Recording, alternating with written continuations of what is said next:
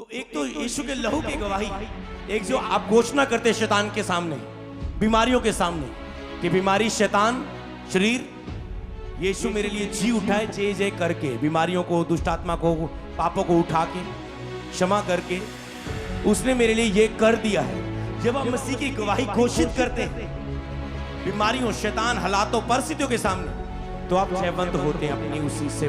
दूसरा, जब आप अपनी गवाही जो खुदा ने आपको दी है, ये सीक्रेट है जयवंत कलीसिया, जब आप दूसरों के साथ शेयर करते हैं, आपकी एक प्रॉब्लम है वो हल नहीं हो रही, उसकी गवाही नहीं बन रही, पर आपकी जो गवाहियां बनी है आप उसे चर्च में दे रहे हैं, आप उसे लोगों को बता रहे हैं। आप एक दुखी हृदय के साथ नहीं चल रहे, एक निराश हृदय के साथ, आप उल्टा अपनी वो गवाहियों को बांट रहे दूसरों के साथ जो आपके पास हुई है। आप देखना, आप अपनी अगली गवाही पर भी जयवंत हो जाएंगे। ये सीक्रेट है। तो आज मैं कलीसिया को वो सीक्रेट बता रहा हूं, प्रभु बोध से लेकर गवाही देने तक।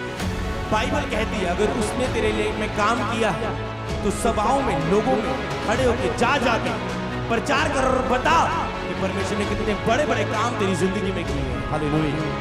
पर जैसे आपको गवाही मिले, चाहे कितनी भी दूर से भी क्यों ना आना पड़े, आप कहेंगे मेरी गवाही को प्रभु 3 साल हो गए, मुझे पीआर दे, जल्दी मुझे अपनी गवाही देनी है जाके।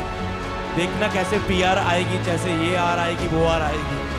समझ पा रहे हो? जब आप उसकी महिमा के लिए मांगते, खुद आपको देता है। एक जयवंत कलीसिया के लिए महत्वपूर्ण कार्य मतलब कौन कौन से हैं, वो क्या क्या है, कैसे हैं? बोलो, मैं एक जयवंत कलीसिया हूं और जो मेरे लिए महत्वपूर्ण कार्य है, आज से मैं उसे जानूंगा और उसे पूरा करूंगा और एक जयवंत कलीसिया के रूप में जीवन जीऊंगा। सब बोले आमेन, आमेन। तो कौन से महत्वपूर्ण कार्य हैं एक जयवंत कलीसिया के लिए? मतलब जीती हुई कलीसिया के लिए, जीत में चलने वाली कलीसिया। बीमारियों पर जीत, जो आपने लास्ट महीने में प्रभु बोझ लिया था।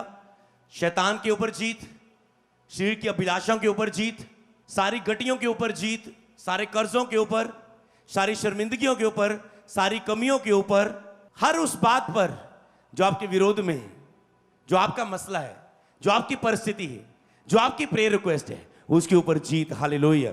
तो लूका 8:39 में लिखा है, अपने कहता घर जा और लोगों से बता कि परमेश्वर ने तेरे लिए कैसे बड़े बड़े काम किए। एक दुष्ट आत्मा से जकड़े व्यक्ति को यीशु ने चंगा किया। चंगा करने के बाद कहता है, प्रभु मैं भी तेरे साथ चलना चाहता हूं, जैसे चेले चल रहे, लोग तेरे पीछे भीड़ चल रही। यीशु कहा, नो, तेरी बुलाहट ये है, तेरा काम ये है, तू पहले अपने नगर में जा, मेरे साथ आएगा तो लोग बिलीव नहीं करेंगे ये बंदा दुष्ट आत्मा से जकड़ा हुआ था। पर जिन्होंने तुझे, जिस नगर ने तुझे दुष्ट आत्मा संगलों से बंधा हुआ, जख्मी और कब्रिस्तानों में रहते हुए देखा, उस गली से कोई निकलना नहीं चाहता था, संगलों से तुझे बांधते थे फिर भी पकड़ नहीं पाते थे, जब तू उनके बीच में गवाही देगा जिन्होंने तुझे देखा, तो वो मेरी महिमा करेंगे, पिता की महिमा करेंगे। मैं इसीलिए आया हूं कि पुत्र के द्वारा पिता की महिमा हूं। आपको भी यीशु ने इसीलिए चुना है कि आपके द्वारा पिता की। हालेलुया। लिखा है तेरे जीवन में कैसे बड़े बड़े काम किए। मरकुस में और अच्छा लिखा है, मरकुस 5:19 में, परंतु उसने उन्हें आज्ञा दी। गवाही देना एक आज्ञा है, याद रखो। अगर आपके बीच में कोई गवाही नहीं दे रहा है और उसकी गवाही बनी है, आप प्रभु की आज्ञा को तोड़ रहे हैं। जो मैंने तेरे जीवन में बड़ा काम किया है, उठ उसकी गवाही दे सभा में खड़े होकर और लोगों के बीच में जाके। और सुसमाचार प्रचार करते समय, तुम तो सुसमाचार के लिए नहीं जा रहे। प्रभु भोज के समय जो सुसमाचार के लिए क्या कहा, गवाही दे जाके। प्रभु भोज ले रहा है, तुझ नहीं समझेगा मुझे, तो गवाही दे जाके मेरे इस क्रूस की, मेरे इस मांस और लहू की। जो काम मैंने तेरे जिर में किया है, गवाही दे उसकी जाके लोगों को। जैसे आप फॉलो करते हैं इस गवाही देने के कार्य को, आप बड़ी बड़ी ग्रेट टेस्टमनीज को रिसीव करते हैं यीशु नासरी के नाम। परंतु उसने उन्हें आज्ञा दी और कहा, अपने घर जाकर अपने लोगों को बता कि तुझ पर दया करके प्रभु ने तेरे लिए कैसे बड़े काम किए, कि उसकी दया ने तुझ पर कैसे बड़े काम किए। प्रभु ने तो तुझ पे दया कर दी, तूने कहा प्रभु चंगा कर, ओके, प्रभु ने दया कर दी। अब उसकी दया की गवाही कहां है? धन्यवाद प्रभु का कि परमेश्वर ने मेरे आंसू को देखकर दया की, उसका नाम धन्य हो। सारी महिमा यीशु के नाम को मिले इस गवाही के लिए, और सारी चर्च उस गवाही को सुन के विश्वास में बढ़ेगी और तालियां बजाएगी किसकी महिमा के लिए? खुदा की महिमा के लिए। हालेलुया। यही तो परमेश्वर चाहता है। उसके बाद मत्ती 5:16 में लिखा है, उसी प्रकार तुम्हारा उजाला मनुष्यों के सामने चमके कि वह तुम्हारे भले कामों को देखकर, तुम्हारी टेस्टमनी को देखकर तुम्हारे स्वर्गीय पिता की जो स्वर्ग में वडियाई करे। कहता तुम्हारा उजाला मनुष्यों के सामने चमके, ता जो तुम्हारे भले कामों को देखकर, तुम्हारी टेस्टमनी को सुन के देखकर लोग पिता की वडियाई करें। कि आप नहीं चाहते जो खुदा ने काम किया है आप उसे मुंह से बोल के बताएं और पिता की महिमा हो? इसलिए आज से आपको आदत बना लेनी है अपनी गवाही को देने की। सब बोले आमेन। तो अगर आप एक गवाही छिपाने वाले ना हो, आप हिम्मत करके गवाही देने वाले हो। कई मैंने नए लोगों को देखा, मुझे रोना भी आता उनकी इस बात को सुन के। एक दिन मैं एक दुकान पे गया और एक सिस्टर, ओ पास्टर जी जैम से की एक्साइटेड पूरे, और वो कहने लगी पास्टर हम आपकी सभा में आए थे, मेरे बेटे को ये बड़ा रोग था, मानसिक ये दिमाग का बड़ा रोग था, हम आपके पास ही हैं गांव, आपकी चर्च से, वहां से आए थे और वो चंगा हो गया था। ओ मैंने कहा प्रभु की स्तुति हो, इतनी बड़ी गवाही। मैंने आपको चर्च में गवाही दी थी, मुझे चेहरा याद नहीं आ रहा है। मुझे उन्हें गवाही देती उनके चेहरे याद रहते हैं। अच्छा वो है ना आप? लोग कहते आप मुझे जानते हैं? मैंने कहा वो है ना गवाही दी थी आपने चर्च में? तो कहते नहीं चर्च में तो गवाही नहीं दी। ओ मैंने कहा समझ पा रहे? तो मैंने कहा ना आना जरूर गवाही देना। फिर भी शर्माते, फिर भी वो व्यक्ति नहीं आया कर। ऐसे लोग हैं जो अन्य जातियां गवाही लेके बैठी। आपको समझना है, आपको जीवित परमेश्वर की महिमा के लिए। ज्यादातर वो लोग, तो नए लोग भी ये गलती करते हैं, चंगे हो जाते हैं, वो कहते हैं ओके आज के एतवार चंगा हो गया, चलो हुण छुट्टी मिली चर्च तो। वो बड़ा गर्मी छा के बैठना पड़ता था, बड़ा ही लंबी मीटिंग होती थी, चलो छुट्टी मिली काम हो गया। जब खुदा आपको गवाही दे, आपको तो इतनी उसकी तारीफ करनी चाहिए कि आप खुदा के ही बन जाएं और चर्च सारी जीवन अपने आप को चर्च आने के लिए दे दे। सबसे पहला तो काम आपका ये होना चाहिए। दूसरा आप गवाही दे अपनी। जब एक गवाही दे के जाएंगे, अगली अपने बच्चे की गवाही लेके आएंगे, अगली अपने हस्बैंड की नशे छोड़ने की गवाही लेके आएंगे, अगली अपनी बेटी की स्टडी में पास होने की, अगली अपनी पीआर की, अगली अपनी बड़ी बेटी जो फॉरेन में उसके बेबी की गवाही लेके आएंगे। पर अगर आप उसको छोड़ देंगे तो वो आपको भी छोड़ देगा फिर से शैतान के हाथों में, क्योंकि आपने सच्चाई को जानकर भी सच्चाई के पीछे चलना ना चाहा। तो गवाही देनी इतनी जरूरी है। 10 कोढ़ी प्रभु के पास आए और उनके जाओ अपने जाजकों को दिखाओ, वो चंगे हो गए। पर एक वापस आया, प्रभु तेरा धन्यवाद, आपने मुझे ऐसा बोला था, मैं चंगा हो गया, धन्यवाद करने के लिए आया हूं। कब प्रभु ने कहा क्या बाकी चंगे नहीं हुए? मतलब वो भी चंगे हुए थे, पर उन्होंने ये जरूरी नहीं समझा कि यीशु के पास आकर बताए कि मैं चंगा हो चुका हूं। हालेलुया। तो इसीलिए गवाही देनी आपके लिए जरूरी है। जब एक गवाही को देते हैं, प्रभु अगली गवाही आपको देता है। गवाही एक बीज है, जब आप बो के चले जाते हैं। अगर आपकी कोई गवाही नहीं बनती, जाओ सुसमाचार प्रचार करो, मसीह की गवाही दो, ये सीक्रेट है। और अपनी गवाही लोगों से शेयर करो। आप ऐसा करके देखो, बनेगी ही बनेगी आपकी गवाही। क्या आज से यीशु की गवाही देंगे लोगों को?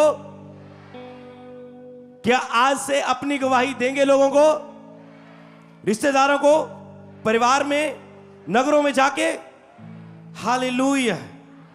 तारीफ करो जोर से परमेश्वर की। अगर आप ये करेंगे तो आप एक जयवंत कलीसिया बनेंगे, अगर आप ये महत्वपूर्ण कार्य को करेंगे।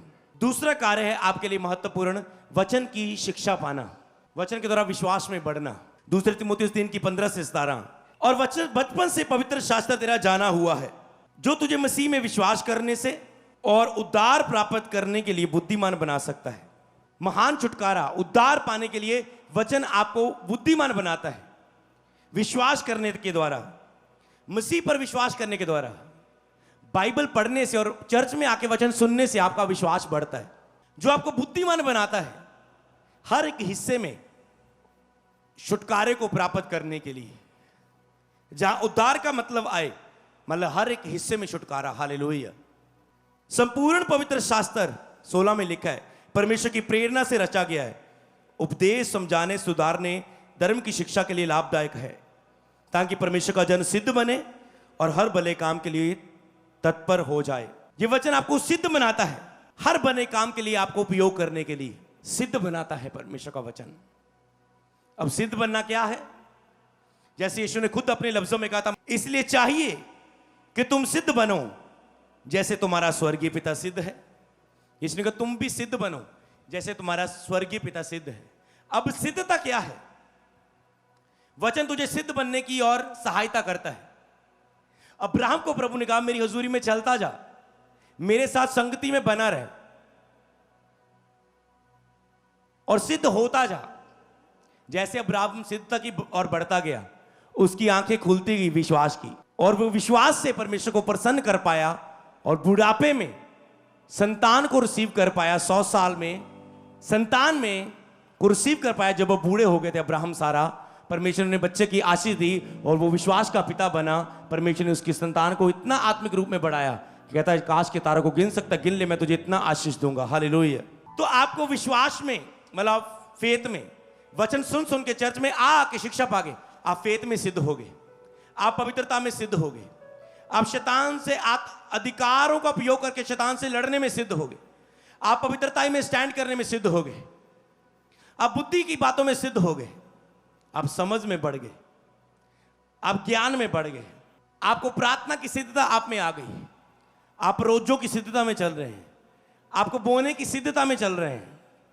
हर एक बात में, हर एक आत्मिक क्रिया में तुम सिद्ध होते जाओ।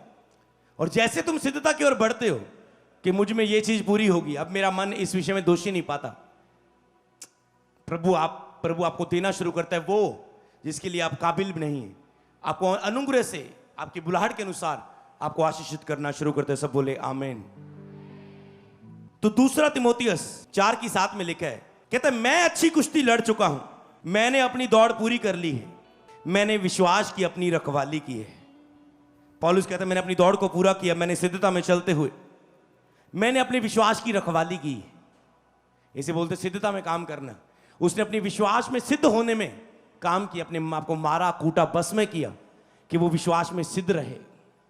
कहता है मैंने अपने विश्वास की रखवाली की। इस तरह वचन में आप सिद्ध खड़े होते हैं, आप अपनी पवित्रता की रखवाली करते हैं, अपनी आत्मिक क्रियाओं की, अपनी बेदियों की रखवाली करते हैं कि वो कमजोर ना हो जाए, वो टूट ना जाए। आप सिद्ध होते जाते हैं और आपकी आत्मिक बेदियां मजबूत होती जाती, बनती जाती। अब्राहम जहां कहीं गया उसने प्रार्थना की बेदी बनाई। ओके, अब जहां जा प्रार्थना की बेदी, फिर तंबू लगा, फिर सारा सिस्टम, यहाँ भेड़ बकरियां रहेंगी, जहां किचन रहेगा, यहाँ पर ये चीज रहेगी। पहले अपनी प्रार्थना की बेदी बनाता था क्योंकि वो सिद्धता के लिए ध्यान में था। उसने रखवाली की, अपनी प्रेयर लाइफ की, अपनी प्रार्थना की बेदी की। हालेलुया। तो ये जो आपने देखा कि परमेश्वर के वचन को सुनना चर्च में आके कितना जरूरी है आपके लिए, जो आपके विश्वास को बढ़ाता है, लगातार वचन को प्राप्त करना चर्च में आके। तो क्यों आना चर्च में? वचन के लिए। तो वचन के द्वारा आप जयवंत होते हैं, वचन के द्वारा विश्वास मिलता है और विश्वास के द्वारा जयवंत होते हैं शैतान के ऊपर। और वचन आपको सुनना और पढ़ना आपको सिद्ध करता है विश्वास में। हालेलुया। अगला काम है परमेश्वर के भवन के साथ प्रेम, परमेश्वर के भवन में निरंतर आना। निर्गमन 20:8-11।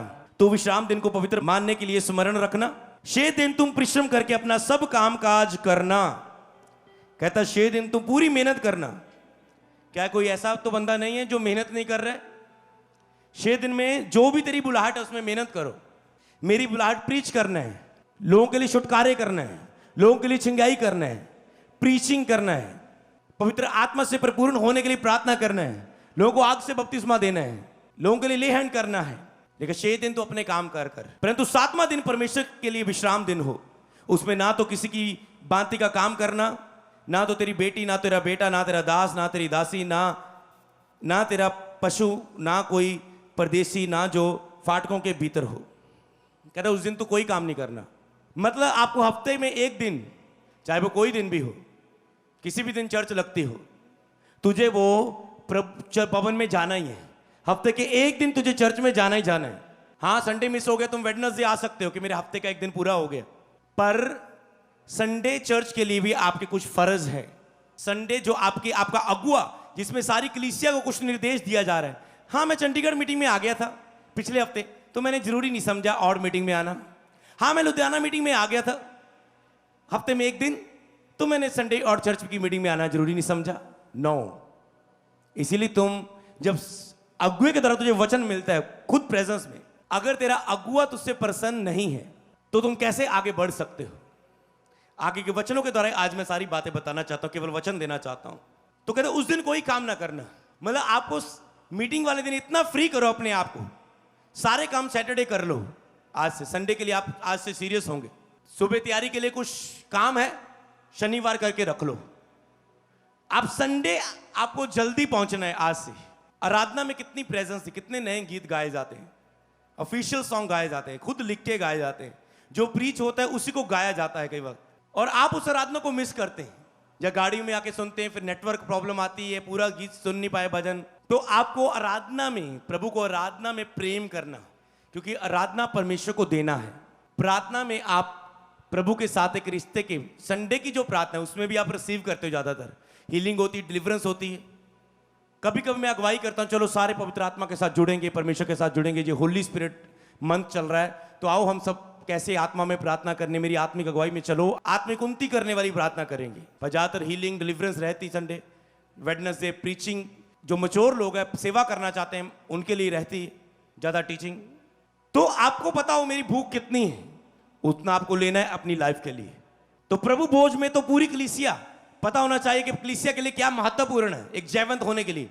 तो सारी कलीसिया को प्रभु भोज के दिन तो होना ही चाहिए चर्च में। तो इसलिए 6 दिन कामकार करो, 7वें दिन का काम को भी 6 दिन में कर लो, अगर 6वें दिन में कर लो। अगर तुम हफ्ते की 2 मीटिंग आ ले रहे हो, ठीक है, तेरा काम ऐसे है, तो मीटिंग जाने के बाद संडे, वो पुराने नियम का वचन था, हो सकता है तुम संडे मीटिंग अटेंड करने के बाद शाम को थोड़ा बहुत अपना काम कुछ करते हो। उसने ये नहीं बोला शाम को सारा, संडे मीटिंग वाले दिन तो अपना पशुओं को चारा ना डालना, उनकी फास्टिंग निकाल देना, पट्ठे वटन ना जाना, भैंसों को उनका दूध मत निकालना, उसने ये नहीं कहा। पर मीटिंग वाले टाइम आप चर्च में होने चाहिए। मीटिंग वाले टाइम किसी चर्च की टीम को पीछे बैठकर खाने की, इधर उधर जाने की अनुमति नहीं है। प्रीचिंग के टाइम खास करके कोई आपको प्रीचिंग के टाइम उठता नहीं मिलेगा चर्च में। क्यों नहीं उठते? हमने कभी प्रीच किया? मैंने कभी प्रीच किया कि प्रचार के टाइम कोई चर्च में उठ के ना जाओ? आपको पता है ये आदर का समय है। ऐसा नहीं कि इधर प्रीच चल रहा हो कोई उठ के इधर उधर फोन में बैठा, नो, वो सीधा अपने ऊपर शैतान को इनवाइट कर रहा है, वचन का जब अनादर कर रहा है। सोचो खुदा को कितना दिल दुखता है उस समय जब लोग प्रीच के टाइम नहीं होते। और इसीलिए आपको समझना है कि आपको संडे चर्च, आप कहते क्या फर्क पड़ता है संडे मिस करूं? आप स्कीमों से चलते हैं, ओके ये मीटिंग में चल लिया, इस मीटिंग में जाएंगे, इस मीटिंग नहीं जाएंगे। जितना आत्मा में बढ़ सकते हो, जितना ग्रोथ कर सकते हो करो, मैंने कहा, क्योंकि ये अंत के समय है। क्योंकि 6 दिन में यहोवा ने आकाश, पृथ्वी और समुंदर जो कुछ उसमें है सब कुछ बनाया, और 7वें दिन उसने विश्राम किया। इस कारण यहोवा ने विश्राम दिन को आशीष दी और उसे पवित्र ठहराया। परमेश्वर ने आशीष दी और पवित्र ठहराया।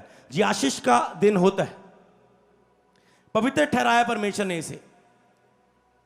परमेश्वर ने भी 6 दिन कामकार किया, 6 दिन में आकाश और धरती को बनाया, उसने भी 6 दिन कामकार किया, पर 7वां दिन उसने विश्राम किया। एक प्रभु के दास से किसी ने पूछा, आप इतनी सेवकाई करते हो, आप आराम किस टाइम करते हो? कहता है मेरा प्रार्थना का समय ही मेरा आराम करने का समय होता है। हालेलुया। उसी में मुझे आराम मिलता है, उसी में मुझे चैन मिलता है, उसी में मुझे आराम मिलता है, उसी में मेरी रेस्ट पूरी हो जाती है, उसी में मेरा दिमाग रेस्ट पा लेता है, मेरा मन रेस्ट पा लेता है। मेरी प्रार्थना वचन का समय ही मेरा रेस्ट का समय होता है। कितनी अद्भुत बात। हम सबको खुदा ऐसी ग्रेस दे, बोले आमेन, हालेलुया। तो समझ गए, आज से कोई चर्च का मेंबर संडे मिस नहीं करेगा। चाहे फ्राइडे आपने मीटिंग कहीं अटेंड कर ली, मान लो किस दिन मैं प्रीच करूं सेवकाई की सफलता के लिए, और कोई मेरा स्पिरिचुअल सन वहां पर ना बैठा हो, मेरे आत्मा उसके लिए रोती है, काश ये भी मेरा स्पिरिचुअल सन बैठा होता और आज की ग्रेस को, आज के टच को, आज के वचन को ले पाता, और ये भी बढ़ता बाकियों की तरह। हालेलुया। आपका ये फर्ज है, आपको ये देख के नहीं ना आज लेहन मीटिंग में चलते हैं, आज बड़ी मीटिंग में चलते हैं, आज वाइट गार मीटिंग, आपको ऐसे नहीं आना। आपका ये फर्ज है कि संडे आपको चर्च होना है और अपनी चर्च में होना है। आप कहते क्या फर्क पड़ता है? कभी मैंने चर्च को प्रीच नहीं किया, पर आज मैं बताता हूं मैं आपसे कितना प्रेम करता हूं। कभी आप जैसे चलते आपको चलने दिया, पर आपको समझना है, आप कहते कोई फर्क नहीं पड़ता। एक दिन आपका बेटा घर ना आए ना, आपको सारी रात नींद नहीं आती। कितनी माताएं हैं ऐसा है, मानते हैं आप, मैं सहमत है मेरे साथ। तो आपका अगुआ भी जब आप चर्च नहीं आते आपके लिए तरसता है, उसका मन होता है। तो आपको वफादार रहना है। आज जो मैं एक टेस्टमनी बता रहा था, खुदा ने कहा ये बतानी ये बात, जब आप अपने अगुए के साथ वफादार रहते हैं, आप कितना रेगुलर चर्च आते हैं। कई लोग केवल आज संडे यहां, अगले संडे कहीं और, अगले संडे कहीं और। आज मैं संडे यहां आ गया था इसलिए आज मैं संडे यहां नहीं आ पाऊंगा, क्योंकि मुझे हफ्ते में एक ही दिन फ्री होता। आज एक हफ्ते में एक दिन मैं यहां चला गया था। मैंने बुधवार मैंने वो चंडीगढ़ ब्रांच में मीटिंग अटेंड कर ली थी। मैंने जो लुधियाना में आप ब्रांच पास से करके आए थे मीटिंग, वहीं अटेंड कर ली थी। जब मैं इधर उधर कहीं भी गया था, इसलिए संडे में नहीं आ पाया। अगर आपकी कहीं जाने से आपके अगुए के लिए आपकी प्यास कम होती तो कभी मत जाओ। अगर आपके अगुए के लिए आपकी एक्साइटमेंट कम होती, आदर कम होता है, तो कहीं मत जाओ। जब आप फुल सरेंडर होके जाते हैं, अटैच रहते हैं। एक दिन एक लड़का था, वो कई बार लेहैंड करना, उसने लेहैंड में नहीं आना। मैंने टीम को बता दिया, मैंने कहा ये आउट होने वाला है, क्योंकि इसको अगुए की लेहैंड की जरूरत नहीं पड़ रही। इसको जाते इसमें अंदर में आगे मैं ज्यादा आत्मिक हो गया हूं। मैंने कहा ये जाने वाला है, और ऐसा ही हुआ। क्योंकि जब आप याद रखना, आपकी संडे के लिए एक्साइटमेंट कम हो गई, शैतान आपको पकड़ लेगा। क्योंकि संडे आप सेफ होते हैं। प्रभु ने कहा, बाइबल में लिखा है इब्रानियां उसकी 13 की 17 में, अपने अगुओं की आज्ञा मानो और उनके अधीन रहो, क्योंकि वह उनके समान तुम्हारे प्राणों के लिए जागते रहते हैं, जिन्हें लेखा देना पड़ेगा। बाइबल ने कहा अपने अगुओं की आज्ञा मानो, उनके अधीन रहो। अपने आप से पूछो कि मैं कितना अधीन हूं? क्या मैं 100% अपने अगुए के अधीन हूं? कोई भी टीम मेंबर है, कोई भी चर्च है, सभी सुने, कोई भी ऑनलाइन व्यूअर है, एक वचन मिलता है बाइबल में, तुम मनुष्यों के गुलाम ना बनो। वहां पर मनुष्य, तुम मनुष्यों के गुलाम ना बनो। अधीनगी गुलामी नहीं होती है, ये आपको समझना है। लेकिन मसीह के प्रेम से एक दूसरे के अधीन रहो। पति पत्नी के अधीन, पत्नी पति के अधीन, बच्चे माता पिता के अधीन, अपने अधिकारियों के अधीन, अपने बॉस के अधीन, अपने प्रशासनिक अधिकारियों के अधीन रहो। तो अधिकार दिए, अधीन रहने को बोला गया है, प्रेम से एक दूसरे के अधीन रहने को। अधीनगी डिफरेंट चीज है, गुलामी डिफरेंट चीज है। अधीनगी गुलामी नहीं है। अधीनगी आपके अगुए के लिए लव है, हालेलुया, प्यार है। आप अपनी पति के अधीन रहते हो, आपको लव है इसलिए अधीन रहते हो। बच्चे अपने माता पिता के अधीन रहते हैं, आपको लव है उनसे इसलिए अधीन रहते हो। इसलिए आप अपने स्पिरिचुअल फादर, अपने अगुए के भी इसलिए अधीन रहते हो, क्योंकि आप उनसे लव करते हो, प्यार करते हो, और अपनी आज्ञाकारिता के द्वारा आप साबित करते हो आप उनके अधीन हो और उनसे प्यार करते हो। पहला इतिहास 16:22 में लिखा है, मेरे अभिषिक्तों को मत छुओ और ना मेरे नबियों की हानि करो। हालेलुया। प्रभु अपने नबियों से बहुत प्यार करता है। मेरे नबियों की हानि ना करो, उन्हें मत छुओ, मेरे नबियों को दिल मत दुखाओ। मेरे अभिषिक्त को छूना मेरी आंख को छूना है। पर मैं इससे आपको क्या बताना चाहता हूं कि प्रभु अपने मसा किए हुए पर बहुत प्रेम करता है। और अगर आप एक अभिषिक्त प्रभु के बहुत क्लोज होता है, अगर आप एक मसा किए हुए को अपनी अधीनगी से खुश कर पाए, तो आप परमेश्वर को बहुत खुश कर पाते हैं। हालेलुया। मेरे अभिषिक्तों की हानि मत करो। तो अभिषिक्त मतलब जब आप पूरी तरह से चर्च में समर्पित होकर चलते हैं कर्मों के साथ, तो वो अनॉइंटिंग जो एक अभिषिक्त के ऊपर है वो आपके ऊपर काम करती है। जब ले हैंड होता है, जब मास प्रेयर होती है, वो फुली आप पर काम करती है। मैंने ब्लेस होते देखा लोगों को ऐसे, और खुद अपने आप को अधीनगी में ब्लेस होते देखा है। तो आज मैं चाहता हूं कि मैं अकेला ही ना बढ़ता जाऊं, आप भी बढ़े यीशु नासरी के नाम में। सब बोले आमीन। ये आपके प्रभु के प्रति फर्ज से आप सुसमाचार सुनाएं, गवाही दें। चर्च के प्रति फर्ज थे कि आप लगातार रेगुलर चर्च आएं। प्रभु बोझ के प्रति आपके फर्ज थे कि आप वेदों के साथ लें। और उसके भवन के प्रति कि प्रभु के भवन से, मैं कहते दुनिया में 1000 दिन बिताने से परमेश्वर के भवन में एक दिन बिताना अच्छा है। उसके भवन से आप कितना लव करते हो प्रभु देखेगा। और उसके दास से आप कितना अधीनगी में, आज जाके प्रेयर करना कि मैं परमेश्वर के दास से कितना फेथफुल हूं। मेरी प्रेयर है, अगर आपका मन दिल से, मेरी ये प्रेयर होगी इस वीक, नहीं है तो उसे कर लेना, एक हफ्ते में पूरा सेट कर लेना अपने आप को। मेरी प्रेयर है जिनका मन दोषी नहीं पाएगा, हां मैं पूर्ण रूप से अपने अगुए के अधीन हूं। आपको मनन करना है, उसके भवन के प्रति प्यार, उसके मांस और लहू से प्यार कि तुम सुसमाचार सुना रहे हो, गवाही दे रहे हो अपनी, उसके भवन से प्यार कि तुम भवन में आ रहे हो रेगुलर, और उसके दास से प्यार कि आपका मन किसी भी बात में प्रभु के दास के प्रति दोषी नहीं पा रहा। आप अपनी ड्यूटी में हो, कहीं भी काम में हो, और आपके लिए मेरी प्रेयर है, हर एक टेस्टमनी जो आपकी लाइफ में नहीं है वो तेजी के साथ बढ़ती हुई, इतनी स्पीड से दुनिया में गाड़ियां तेज चलती हैं, प्लेन उससे बहुत काफी गुना तेज चलता है, दुनिया में सबसे तेज चलने वाली चीज से भी तेज चल के, पूरे ब्रह्मांड से तेज चल के आपकी गवाही आपके जीवन में एंटर करे यीशु मसीह के नाम में। हालेलुया। तो आपके एक दूसरे के प्रति झुंड में क्या फर्ज है? लास्ट 2 वचन इब्रानियं 10 की 24 और 25। इब्रानियं 10 की 24। और प्रेम और भले कामों में उस्काने के लिए एक दूसरे के लिए चिंता किया करो। प्रेम और भले कामों में उस्काने के लिए, भले काम में उस्काओ एक दूसरे को, एक दूसरे के साथ संगति करो।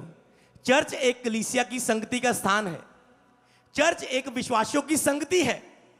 आपको उस संगति में रह के विश्वासी बने रहना है। अविश्वासियों के लिए संगति ना करो, संसार की संगति ना करो, क्योंकि वो तेरे विश्वास को खत्म करती है। आपको विश्वासियों की संगति में रहना है, अपने पिंड के विश्वासियों की संगति में, अपने रिश्तेदार, अपनी विश्वासियों की संगति में, चर्च में विश्वासियों की संगति में। लेकिन एक प्रेम और भले काम में उस्काने के लिए एक दूसरे की चिंता आप करें। आपके पिंड में कोई विश्वासी दुख में है, जाओ उसके नगर में जाके 10 बंदे इकट्ठे होकर उसकी सहायता करो, उसको परखो, जांचो, सचमुच ये दुख में, सचमुच ये जरूरत में, जाओ सहायता करो।